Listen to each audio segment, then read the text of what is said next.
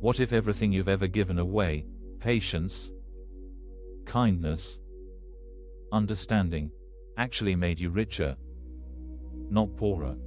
And what if the opposite is also true? The more you withhold, the less you actually have. Most of us are running a quiet accounting system in the back of our minds. Peace is scarce. Patience is limited. Goodwill is something we ration.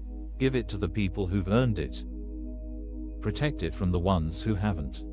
We treat our inner resources like a bank account with a low balance, and we're careful about withdrawals. Here's what we're going to look at together. The way you know you've actually received something real, a moment of peace, some clarity, a bit of forgiveness, even healing, is that you can turn around and give it away. The things that actually matter don't behave like money. They don't shrink when you share them. They multiply, and stranger still, they go stagnant when you try to hoard them. If you've been feeling quietly depleted lately, like you're always keeping score, always protecting what little peace you have, there's a good chance the exhaustion isn't from what you've given. It's from what you've been holding.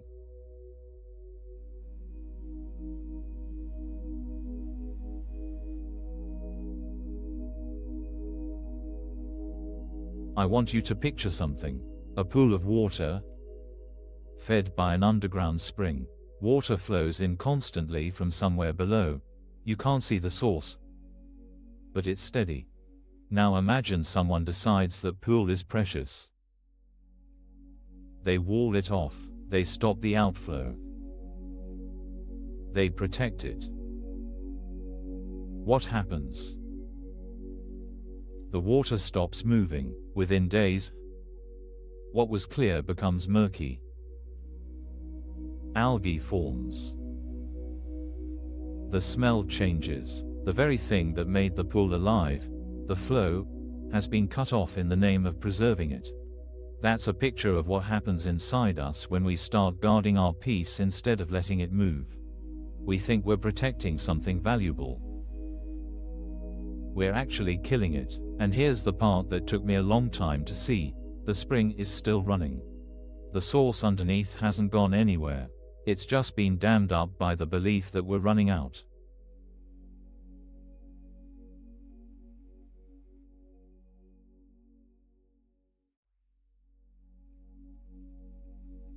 Let me ground this in something ordinary.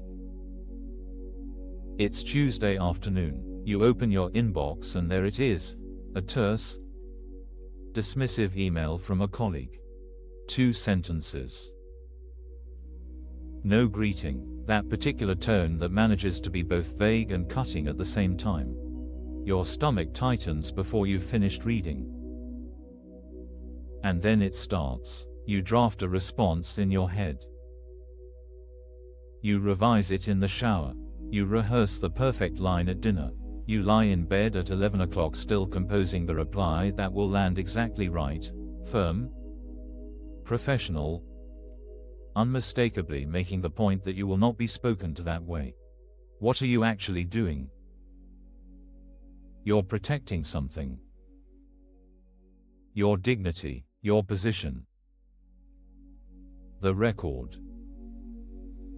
Your sense of being the one who's right in this exchange. But notice what happens in that closed loop. Nothing moves, nothing clears.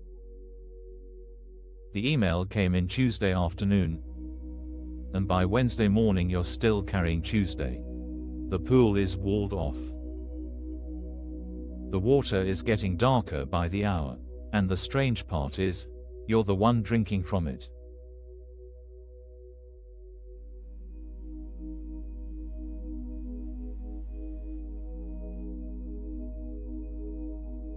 Now let's run that Tuesday differently. Same email.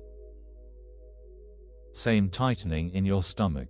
But this time, you notice the tightening.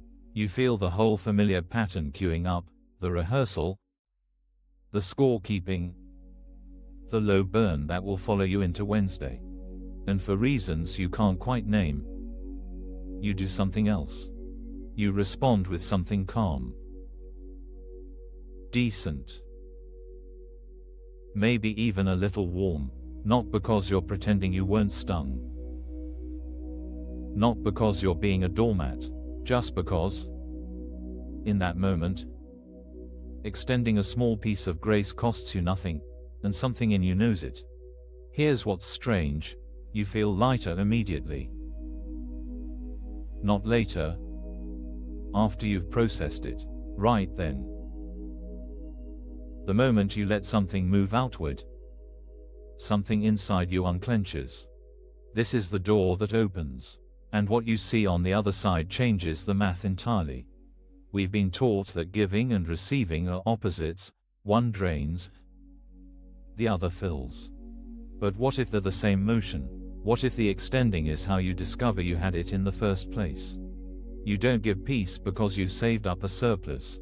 You give it, and in the giving, you realize the surplus was there all along.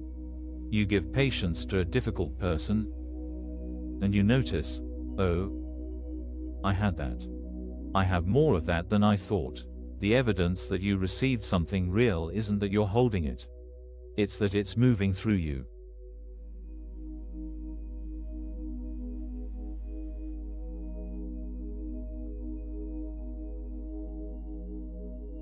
Let this apply to the harder cases.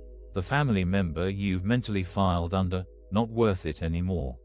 The coworker whose name makes your jaw set. The person whose voicemail you've been avoiding for 3 weeks. We assume the reason we haven't extended anything to them is that they don't deserve it. But look closer, what's actually happening is that we've decided our supply is too limited to spend on them. We're rationing. We're standing next to a spring-fed pool with a bucket in our hand, refusing to let a drop go anywhere it might not be appreciated. And the water is going bad. Extending something small, a genuine question, a moment of real listening, one sentence that isn't offensive, doesn't mean you've forgiven everything. It doesn't mean they were right. It means you're letting the flow resume. You're testing whether the source is actually still there. It is.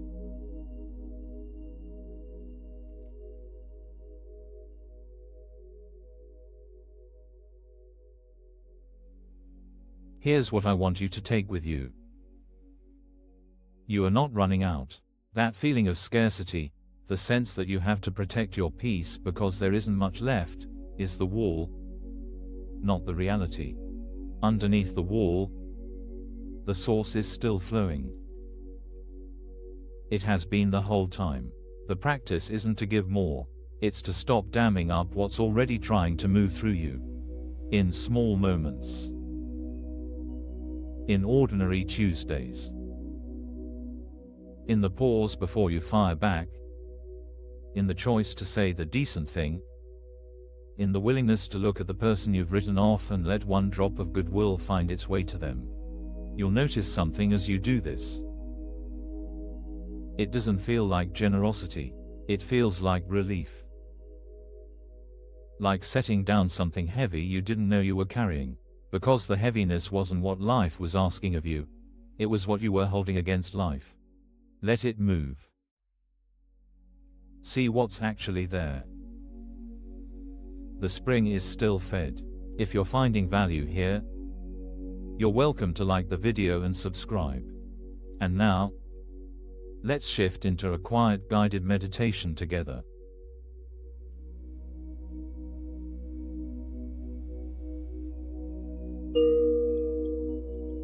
Let's take a few minutes to let this settle. Find a way to sit that lets your shoulders drop. You don't have to arrange anything. Just let the chair hold you. Breathe in. Breathe out.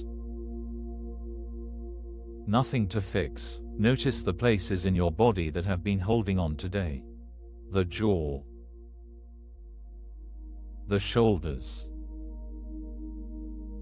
Behind the eyes. There's no need to force anything to release. Just notice, and for a moment, imagine you don't have to guard anything. Not your time. not your peace, not your position in any conversation, just for these few breaths. Let your hands rest open. If that feels right, somewhere in you, there is something quiet, something that has not been used up by this week. It has been waiting underneath everything. Breathe toward it. You don't have to name it. You don't have to prove it's there. Just let yourself sit next to it. And if a face comes to mind, someone you've been carrying, someone whose email or voicemail or last conversation is still lodged somewhere in your chest, let them be there too. You don't have to do anything about them. You don't have to forgive them yet. You don't have to plan. Just breathe with them somewhere in the room, and notice, quietly, that there is enough air in here for both of you. Enough space. Enough of whatever it is that's flowing underneath.